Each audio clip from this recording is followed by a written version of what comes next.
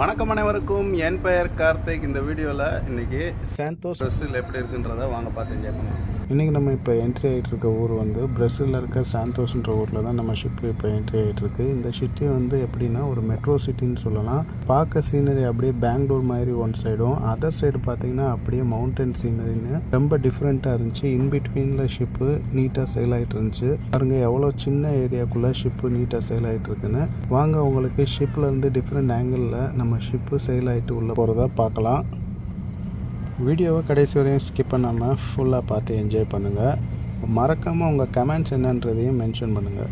Video ரொம்ப பிடிச்சிருந்தா உங்கள் ஃப்ரெண்ட்ஸ் அண்ட் ஃபேமிலி சர்க்கிள்லையும் ஷேர் பண்ணி விடுங்க.